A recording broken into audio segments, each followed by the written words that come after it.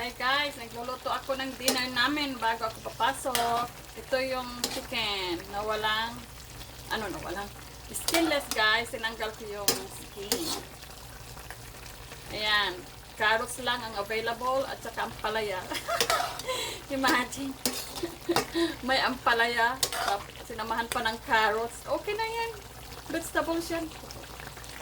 Punta lang naman sa isang lugar, sa bituka, di ba? Hindi naman mapait ang ano dito, yan ang palaya sa America, hindi naman mapait. Yung Indian ang palaya, mapait yun, maliliit. Gustong gusto ko yun pag ihalo ko sa pinakbet. Yan. Luto na guys, kakain na kami. Kung ulam namin.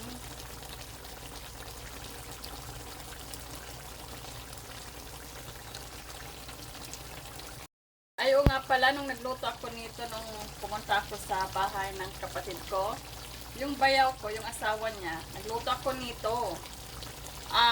Pero carrots and potatoes ang nilagay ko, tapos may mga peppers, green peppers ata, yung mga colorful.